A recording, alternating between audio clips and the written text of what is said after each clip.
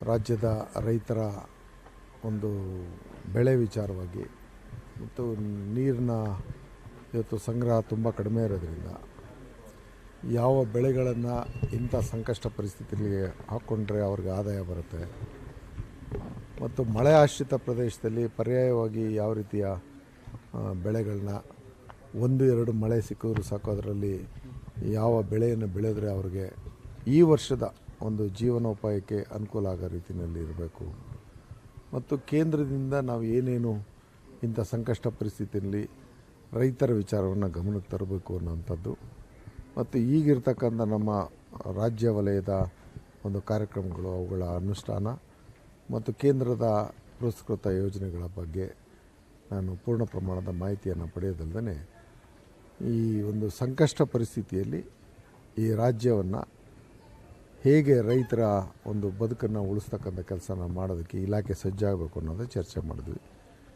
ಮತ್ತು ಸಹಜವಾಗಿ ನೀವು ಭಾಳ ಸಾರಿ ಒಂದು 2-3 ನಮ್ಮ ಮಾಧ್ಯಮ ಸ್ನೇಹಿತರನ್ನು ಕೇಳಿದ್ರು ಈ ಬರದ ವಿಚಾರವಾಗಿ ಏನು ಚರ್ಚೆ ಮಾಡಿದ್ರಿ ಹಾಗೆ ಹೇಗೆ ಅಂತ ಬರದ ವಿಚಾರವಾಗಿ ರೈತರ ಇವತ್ತು ಒಂದು ಬಿತ್ತನೆ ಎಷ್ಟಾಗಿದೆ, ಎಷ್ಟು ಕಡೆ ಬೆಳೆ ಹಾನಿ ಆಗಿದೆ ಮತ್ತು ಎಷ್ಟು ಕಡೆ ಅಂತರ್ಜಲ ಕುಸಿದಿದೆ ಮತ್ತು ಇನ್ನು ಈ ವರ್ಷದ ಬೆಳೆಯ ಪದ್ಧತಿಯಲ್ಲಿ ಯಾವ ರೀತಿ ಸಂಕಷ್ಟಕ್ಕೆ ರೈತರಿದ್ದಾರೆ ಅನ್ನೋಂಥ ಮಾಹಿತಿನ ನಾವು ಕಂದಾಯ ಇಲಾಖೆಗೆ ವರದಿಯನ್ನು ಕೊಡ್ತಕ್ಕಂಥವ್ರು.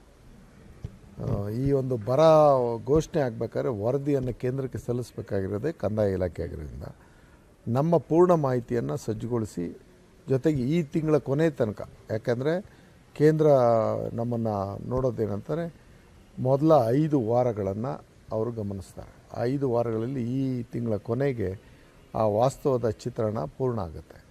ಅದಾದ ಮೇಲಿಂದ ನಮ್ಮ ವರದಿನ ಅವರು ಪರಿಶೀಲನೆಗೆ ಬರ್ತಾರೆ. ಈಗಾಗಲೇ ಹಲವಾರು ಕಡೆ ಮಧ್ಯಂತರವಾಗಿ ಗ್ರೌಂಡ್ ರಿಯಾಲಿಟಿನ ಚೆಕ್ ಮಾಡ್ತಕ್ಕಂಥ ಕೆಲಸ ನಡೀತಾ ಇದೆ.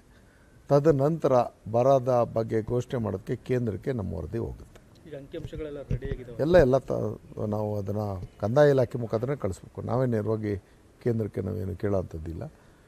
ವಾಸ್ತವದ ಚಿತ್ರಣ, ಬೆಳೆ ಮತ್ತು ಇವತ್ತಿನ ಮಳೆ ಈ ಎಲ್ಲ ವಿಚಾರವನ್ನು ನಾವು ಕ್ರೋಢೀಕರಿಸೋದ್ರಲ್ಲದೆ ಹೆಚ್ಚಿನ ವಿಚಾರವನ್ನು ಕಂದಾಯ ಇಲಾಖೆ ಮುಖಾಂತರ ಕೇಂದ್ರಕ್ಕೆ ವರದಿಯನ್ನು ಸಲ್ಲಿಸಬೇಕು. ಕೇಂದ್ರಕ್ಕೆ ಯಾವಾಗ ಮನವಿ ಕೊಡಬಹುದು ಸರ್ಕಾರದಿಂದ? ಈ ತಿಂಗಳು ಕೊನೆ ತನಕ ನಾವೇನು ಮಾಡೋಕ್ಕಲ್ಲ. ಈ ತಿಂಗಳು ಕೊನೆ ಆದಮೇಲೆ ನಾವು ಎಲ್ಲ ಮಾಹಿತಿಗಳನ್ನ ಕ್ರೋಢೀಕರಿಸಿ ವಾಸ್ತವದ ಚಿತ್ರಣವನ್ನು ಕೇಂದ್ರದ ಮುಂದೆ ಇಟ್ಟು ಬರ ಘೋಷಣೆ ಮಾಡೋದಕ್ಕೆ ಇಷ್ಟು ವಿಷಯಗಳು ಸಮಂಜಸವಾಗಿದ್ದಾವೆ, ನಮ್ಮ ಸಂಕಷ್ಟ ಪರಿಸ್ಥಿತಿಗೆ ಕೇಂದ್ರ ನೆರವು ಬರಬೇಕು ಅನ್ನೋಂಥ ಮನವಿ ಮಾಡ್ತೀವಿ. ನೋಡಿ, ಅದು ತತ್ಕ್ಷಣದಲ್ಲಿ ಇದಕ್ಕೆ ಉತ್ತರ ಕೊಡ್ತಕ್ಕಂಥ ವಿಚಾರ ಅಲ್ಲ. ಪೂರ್ಣ ಮಾಹಿತಿಯನ್ನು ಸಂಗ್ರಹ ಮಾಡಿ ಕಂದಾಯ ಇಲಾಖೆ ನಾನಾ ವಿಚಾರಗಳು, ಕುಡಿಯೋ ನೀರು ಬರ್ತದೆ ಇದರಲ್ಲಿ, ಜೊತೆಗೆ ಇಂಥ ಸಂಕಷ್ಟ ಪರಿಸ್ಥಿತಿಯಲ್ಲಿ ಜೀವನೋಪಾಯಕ್ಕೆ ಬೇಕಿರ್ತಕ್ಕಂಥ ಜನರ ಬದುಕು ಇರುತ್ತೆ. ಕೂಲಿ ಮಾಡೋವನ ವಿಚಾರದಿಂದನೂ ಬರೀ ರೈತನ ಒಬ್ಬಂದೇ ವಿಚಾರ ಇಲ್ಲ, ಕೂಲಿ ಮಾಡೋಒಂದು, ಕೃಷಿ ಕಾರ್ಮಿಕಂದು, ಪ್ರತಿಯೊಬ್ಬರು ಜಾನುವಾರದು ಪ್ರತಿಯೊಂದು ವಿಚಾರನೂ ಅಳವಡಿಕೆಯಾಗಿರೋದ್ರಿಂದ ಪ್ರತಿಯೊಂದಕ್ಕೂ ಪೂರಕವಾಗಿ ಸರ್ಕಾರ ನೆರವಿಗೆ ಬರ್ತಕ್ಕಂಥದ್ದು ಸಹಜವಾದಂಥ ಪ್ರಕ್ರಿಯೆ. ಅದನ್ನು ಮನವರಿಕೆ ಮಾಡ್ತಕ್ಕಂಥದ್ದು, ಮಾಹಿತಿ ಕೊಡ್ತಕ್ಕಂಥದ್ದು ರಾಜ್ಯದ ಜವಾಬ್ದಾರಿ. ಈಗ ಕೇಂದ್ರ ಬಂದು ಬರ ಅಂತ ಘೋಷಣೆ ಮಾಡುವ ತನಕ ಸರ್ಕಾರ ಮಧ್ಯಂತರವಾಗಿ ಪರಿಹಾರ ಕೊಡೋದ್ರ ಬಗ್ಗೆ ಏನಾದರೂ ನೋಡಿ, ನಿಮಗೆ ಇವತ್ತು ನಾಮ್ಸ್ ಪ್ರಕಾರ ಈ ತಿಂಗಳ ಕೊನೆಯವರೆಗೆ ನಾವು ಈ ಎಲ್ಲ ವಿಚಾರವನ್ನು ಕ್ರೋಢೀಕರಿಸಿ ದಾಖಲೆಗಳನ್ನು ಸಮಂಜಸವಾಗಿ ಕೇಂದ್ರಕ್ಕೆ ನೀಡೋ ಅಂಥ ಜವಾಬ್ದಾರಿನ ಮೊದಲು ಮಾಡಬೇಕಾಗಿದೆ. ತದನಂತರ ನಮಗೂ ಗೊತ್ತಿದೆ, ಬೆಳೆ ವಿಮೆ ವಿಚಾರ ಗೊತ್ತಿದೆ.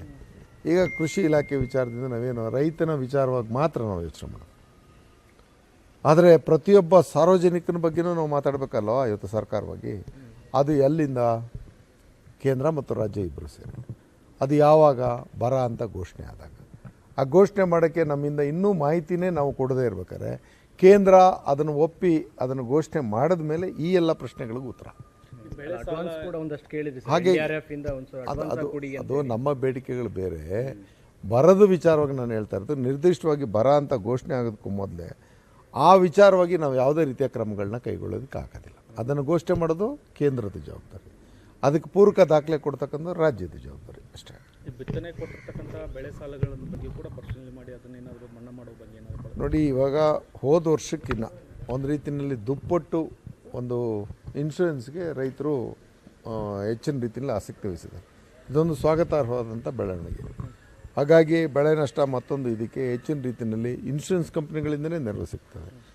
ಇನ್ನೂ ಕೆಲವು ಭಾಗದಲ್ಲಿ ಆ ರೀತಿಯಲ್ಲಿ ಒಂದು ಅಷ್ಟೊಂದು ತಿಳುವಳಿಕೆ ಇಲ್ಲದೆ ಇರ್ತಕ್ಕಂಥ ಸಂದರ್ಭಗಳಲ್ಲಿ ರಾಜ್ಯ ಯಾವ ರೀತಿ ನೆರವು ಬರಬೇಕು ಅನ್ನೋದು ನಾವು ಮುಂದಿನ ದಿನದಲ್ಲಿ ಚರ್ಚೆ ಮಾಡೋದಕ್ಕೆ ನಾವು ಜವಾಬ್ದಾರಿ ನಿರ್ವಹಿಸಲೇಬೇಕಾಗುತ್ತೆ. ಯಾಕಂದರೆ ಇಂಥ ಸಂಕಷ್ಟ ಪರಿಸ್ಥಿತಿಯಲ್ಲಿ ಸರ್ಕಾರದ ಜವಾಬ್ದಾರಿನ ನಾವು ಮರೆತು ಕೂತ್ಕೊಳ್ಳೋಂಗಿಲ್ಲ. ಇನ್ನೊಂದು ಸರ್, ಮೋಡ ಬಿತ್ತನೆಗೆ ಈಗಾಗಲೇ ರಾಜ್ಯ ಸರ್ಕಾರ ಅವಕಾಶ ಕೊಟ್ಟಿದೆ. ಎಲ್ಲೆಲ್ಲಿ ಬಿತ್ತನೆ ಮಾಡ್ತೀರಿ, ಎಲ್ಲೆಲ್ಲಿ ಅನ್ನುವಂಥದ್ದು ಇದನ್ನು ನೀವು ಕೇಳಬೇಕು ನೀರಾವರಿ ಇಲಾಖೆಯವ್ರನ್ನ. ಅಲ್ಲ, ನಿಮ್ಮ ಸಜೆಷನ್ ಅಲ್ಲ, ಈಗ ನೋಡಿ, ಕೃಷಿದು ಅಂತಾರೆ ಡ್ಯಾಮ್ ಬೇಸ್ಡ್ ಅವರು ಸೀಡಿಂಗ್ ಅದು ಮಾಡೋಕ್ಕೆ ಹೋಗ್ತಾರೆ. ಕ್ಲೌಡ್ ಸೀಡಿಂಗ್ ಮಾಡೋವಂಥ ಜಾಗದಲ್ಲಿ ಡ್ಯಾಮ್ಗೆ ಕ್ಯಾಚ್ಮೆಂಟ್ ಏರಿಯಾ ಇರುತ್ತಲ್ಲ, ಅಲ್ಲೇ ತಾನೇ ಮಾಡಬೇಕು. ಬೇರೆ ಕಡೆ ಮಾಡಿದ್ರೆ ಏನು ಪ್ರಯೋಜನ? ಸೊ ಅದನ್ನು ಹೇಳ್ಬೇಕಾಗಿರೋದು ಇದು ಮೇಜರ್ ಇರಿಗೇಷನ್ ಡಿಪಾರ್ಟ್ಮೆಂಟ್, ಇದು ಮೈನರ್ ಇರಿಗೇಷನ್ ಡಿಪಾರ್ಟ್ಮೆಂಟ್, ಇಬ್ಬರೊಳಗೊಬ್ಬರು ಹೇಳ್ಬೇಕು. ಯಾಕಂದರೆ ಈಗಾಗಲೇ ಮುಂಗಾರು ಹಾಳಾಗಿದೆ, ಹಿಂಗಾರಿಗೆ ಪೂರಕವಾಗಿ ಮಾಡಬೇಕಾಗಿರ್ತದೆ. ಹಿಂಗಾರಿನ ವಿಚಾರ ಅಲ್ಲ, ಈಗ ಇನ್ನೂ ಹಿಂಗಾರಿನ ವಿಚಾರನೇ ಇಲ್ಲ, ಮುಂಗಾರದೇ ಇನ್ನು ಮುಂಗಾರದೇ ಮುಂಗಾರದೇ.